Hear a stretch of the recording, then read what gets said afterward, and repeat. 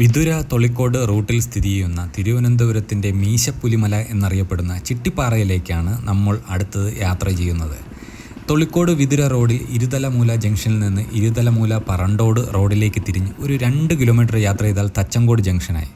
അവിടെ നിന്ന് ഇടത്തോട്ട് തിരിഞ്ഞാൽ മലയടി വലിയകുളം ആയിരവല്ലി ദേവീക്ഷേത്രത്തിൻ്റെ ആർച്ച് കാണാം. അവിടെ നിന്ന് തൊളിക്കോട് ബസ് സ്റ്റോപ്പിൻ്റെ സൈഡിലൂടെ ഇടത്തോട്ട് പിടിച്ചാൽ 2 കിലോമീറ്റർ വിജനമായ റോഡാണ്. വളവ് തിരിയുന്ന സ്ഥലത്തെല്ലാം ആയിരവല്ലി ക്ഷേത്രത്തിൻ്റെ ആർച്ച് കാണാൻ കഴിയും. അത് നോക്കിപ്പോയാൽ മതി, വഴി തെറ്റാതെ പോകാൻ കഴിയും. ഒരു 2 കിലോമീറ്റർ വണ്ടി ഓടിച്ചു കഴിയുമ്പോൾ പൊൻപാറ എന്ന് പറയുന്ന ജംഗ്ഷൻ വരും. അത് കഴിഞ്ഞ് ഒരു 50 മീറ്റർ കൂടി പോകുമ്പോൾ ചിട്ടിപ്പാറ ആയിരവല്ലി ക്ഷേത്രത്തിലേക്ക് തിരിയുന്ന ബോർഡ് കാണാം. വലതുവശത്ത് കാണുന്ന വളരെ ചെറിയൊരു ബോർഡാണിത്. പിന്നീട് അങ്ങോട്ടുള്ള കുത്തനെ കയറ്റവും കോൺക്രീറ്റ് ചെയ്ത വീതി കുറഞ്ഞ റോഡുമാണ്. ഒരു ചെറിയ കാറിന് പോകാനുള്ള വീതിയുണ്ട്, പക്ഷേ ഇതുവഴി കാർ ഓടിച്ചു പോകാൻ അല്പം മനോധൈര്യം കൂടി വേണം. ഏതാണ്ട് മെയിൻ റോഡിൽ നിന്ന് 500 മീറ്റർ വരെ കാറ് പോകും. പിന്നീട് അങ്ങോട്ട് ഇടുങ്ങിയ റോഡായതുകൊണ്ട് തന്നെ പാർക്കിംഗ് സ്പേസും വളരെ കുറവാണ്. ഇരുവശങ്ങളിലും ആദിവാസി സെറ്റിൽമെൻറ്റ് ഏരിയയാണ്. അതുപോലെ തന്നെ വളരെ സൈലൻ്റ് ആയിട്ടുള്ള ഏരിയയും കൂടിയാണ്.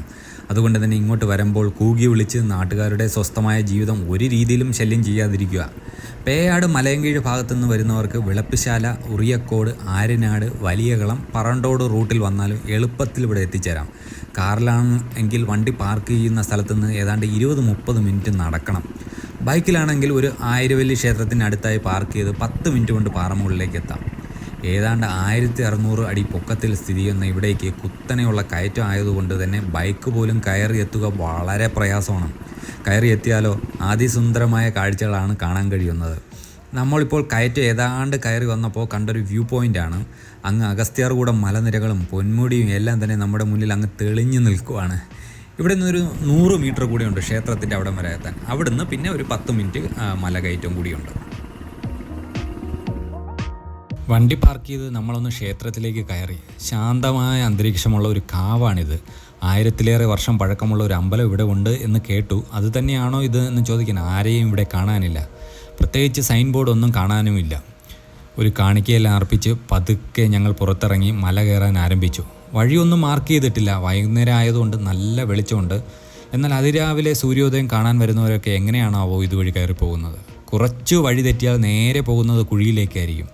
അതുകൊണ്ട് തന്നെ വളരെ സൂക്ഷിച്ച് വേണം അതിരാവിലെയൊക്കെ ഇങ്ങോട്ട് വരുന്നത്. പിന്നെ ഒറ്റപ്പെട്ട സ്ഥലമാണ്, സേഫ്റ്റി നോക്കാൻ ആരും തന്നെ ഇവിടെയില്ല. അപ്പോൾ വരുമ്പോൾ ഒരു ചെറിയ ഗ്രൂപ്പൊക്കെ ആയി വരുന്നതാണ് നല്ലത്. നമ്മളിപ്പോൾ ഏതാണ്ട് മുകളിലെത്താറായി. ഇപ്പോൾ ഞങ്ങൾ ഏതാണ്ട് മുകളിലെത്തി.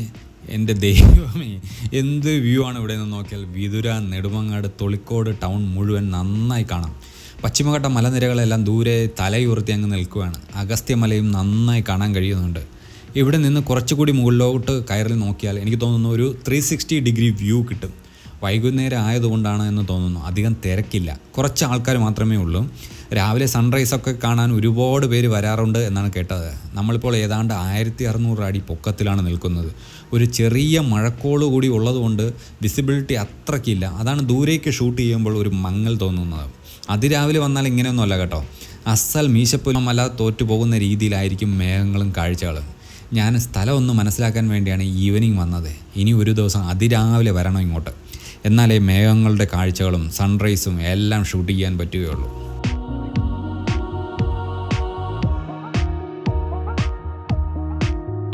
പക്ഷേ ഇവിടെ വരികയാണ് എങ്കിൽ നന്നായി സൂക്ഷിക്കണം കേട്ടോ.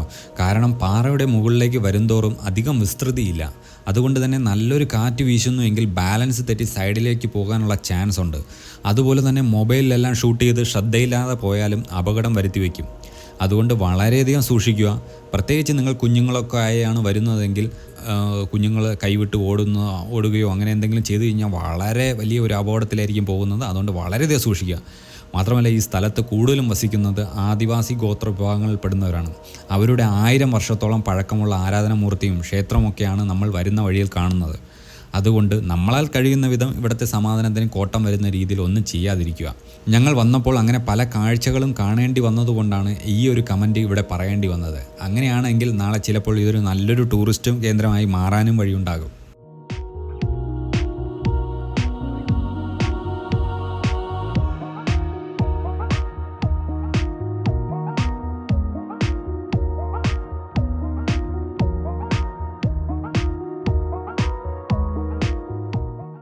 അങ്ങനെ തിരുവനന്തപുരത്തിൻ്റെ മീശപ്പുലിമല എന്നറിയപ്പെടുന്ന സമുദ്രനിരപ്പിൽ നിന്ന് ഏതാണ്ട് 1600ഓളം അടി പൊക്കത്തിൽ നിൽക്കുന്ന നാടുകാണിപ്പാറ എന്നുകൂടി അറിയപ്പെടുന്ന തൊളിക്കോട് മയിലാടിയിൽ സ്ഥിതി ചെയ്യുന്ന ചിട്ടിപ്പാറയുടെ വിശേഷങ്ങളും കാഴ്ചകളുമാണ് നമ്മൾ കണ്ടത്.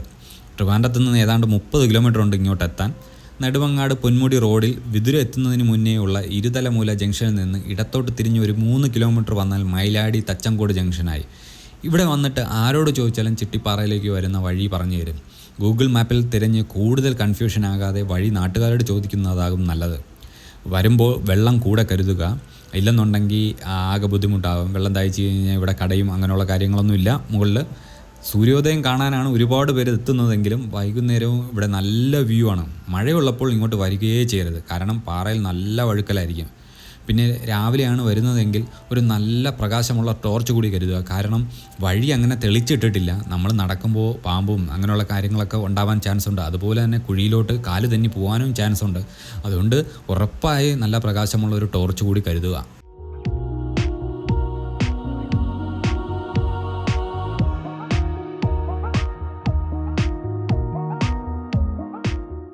അങ്ങനെ ചിട്ടിപ്പാറയുടെ കാഴ്ചകൾക്ക് വിട പറയാൻ സമയമായി. ഉടനെ തന്നെ ഒരു ദിവസം സൂര്യോദയം കാണാൻ കൂടി വരണം. ഇനിയിപ്പോൾ സ്ഥലത്തിനെ കുറിച്ചൊരു ഐഡിയ എളുപ്പത്തിൽ വരാൻ പറ്റും. എന്നാൽ ഇനി അടുത്തൊരു വീഡിയോയുമായി കാണാം. അതുവരേക്കും